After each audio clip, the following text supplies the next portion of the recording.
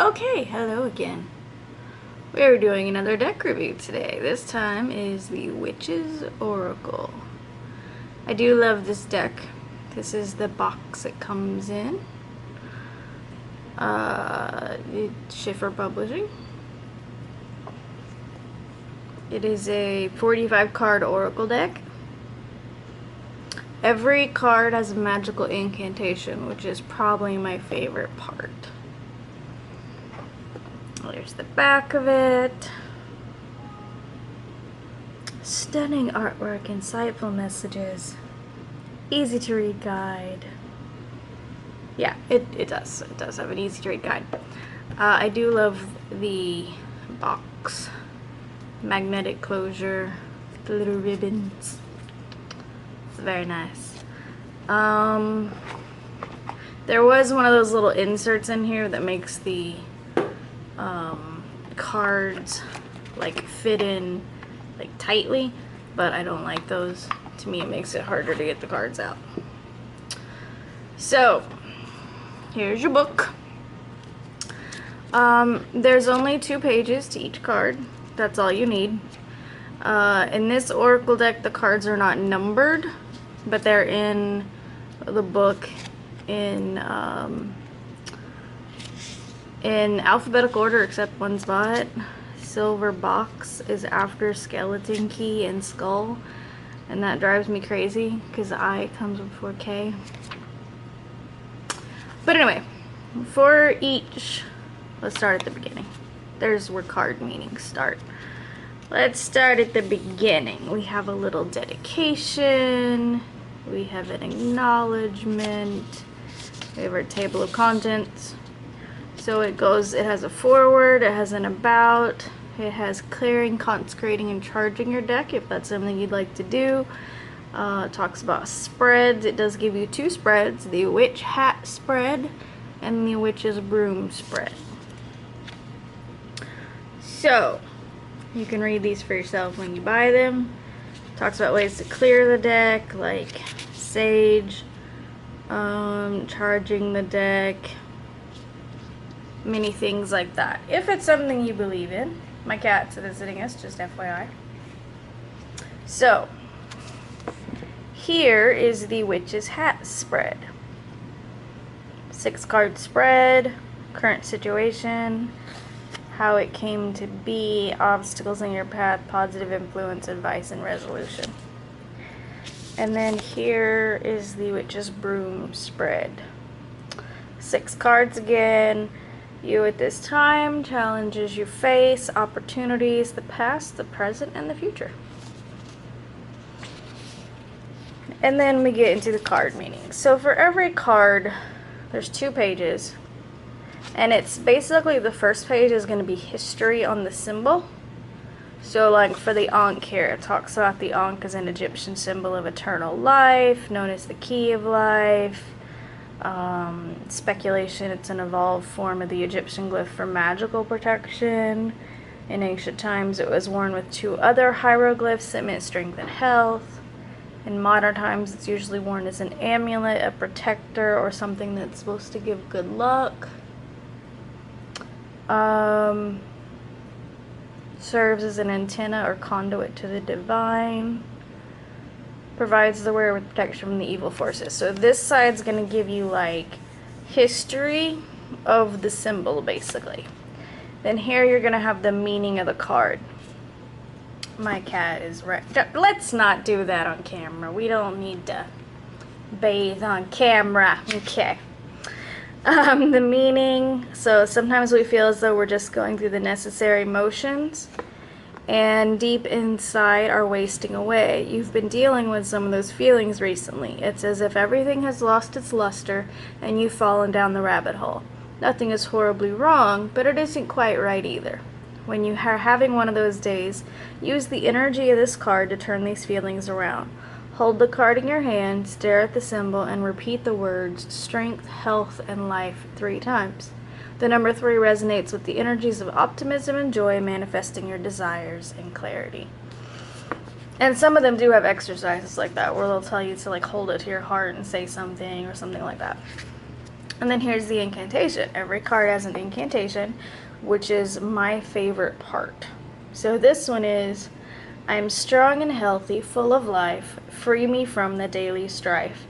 Life will change from dark to light, the future does indeed look bright. So that's what you're going to get for everyone. You're going to get one page on history, you're going to get a paragraph on meaning, and you're going to get an incantation. I love the way this book is done. It is probably my favorite oracle deck because of the incantations. My cat, still here as you can see. Alright, these are not in alphabetical order anymore. These cards are not edged or anything. This is how they come. They do have some glossiness to them. You can see my dining room lights reflecting. Not my favorite thing that they have glossiness, and it's on both sides of the card, as you can see. Makes it a little hard to say, like, take pictures. You know, to keep in your journal, if you keep an electronic journal, or, you know, if you like to post pictures on Instagram or a blog or something like that, it does make it a little difficult. So the back has this red-black gradient pattern with just a big W on it for a witch's oracle, I assume. These are not in order anymore, like I said, so we're just going to go through them together. So this one is a labyrinth. We have a gargoyle. He's kind of a cute little gargoyle, I feel. We have an athame or athame. I've heard it pronounced multiple ways. Athame is how I've always said it, so that's what I'm going with. We have lightning. Very pretty. They're pretty simple cards. There's not like a whole bunch of symbolism to look at. But with a lot of these cards, you can get an idea of what it might mean without looking at the book. Now, that's not always the case. But your brain can usually get there. You know, mirrors are about reflection, right? An hourglass is about time, right? I mean, that's what you would assume. We have a hag. She has a little bird on her shoulder. So they're colored very simply, they're drawn very simply, but I love them. Celtic heart. It's a heart that has a triquetra. Not a full triquetra, actually. I'm thinking. I think a triquetra would have a I don't remember if that is a triquetra or that, or if they both are. Whatever, it's Celtic symbol either way. There is a salamander. We have a chalice. The chalice I have received before. This one is one that you may not be able to think through and get the intended meaning for. It's about balance. It talks about, you know, the chalice holds water. Water represents emotions. I mean, the chalice generally represents water anyway. And so what it talks about is that your emotions have been like sloshing over. And so you need to stay balanced and carry the chalice in a way that doesn't spill out your emotions. We have Merlin. I've actually never got this card. I don't think. I might have got it once. I don't know. We have the triple goddess symbol, the triple moon.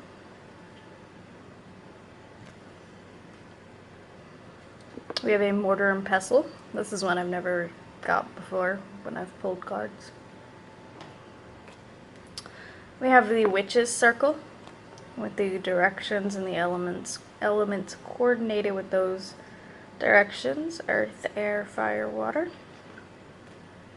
My cat's tail.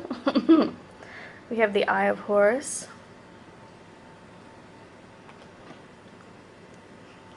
We have magical candles. Pretty. We have a magic wand. Very pretty. These are fairly thick cardstock, by the way. I mean, they're not like hugely thick. I find them very easy to shuffle though, and they don't get bent. You can see mine aren't bent. And I've had mine for like 4 months now, and I've used them a lot. A hippogriff. They're also fairly small cards. A lot of Oracle decks, as you may know, tend to be rather large.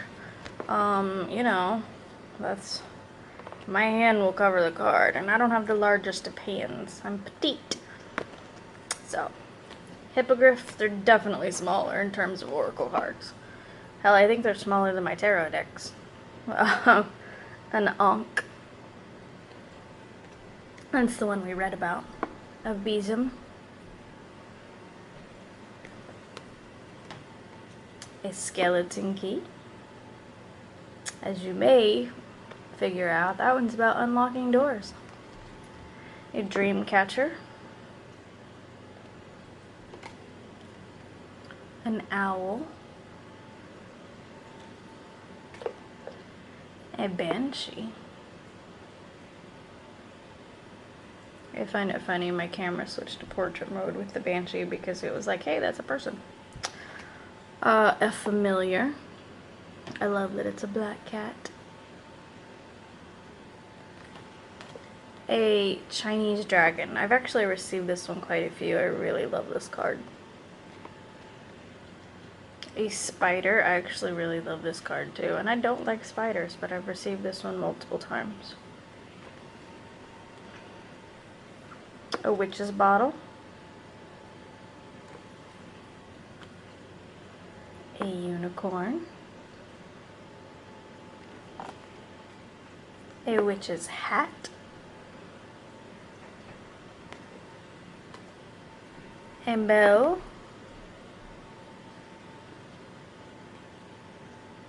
A pentagram.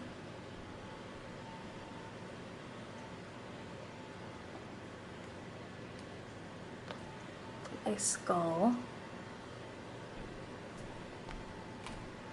A silver box. This is one I probably would not have figured out the definition had I not looked at the book or the idea behind it. I mean, I get it's a box and you put things in it. Okay. Or maybe there's something coming out of the box.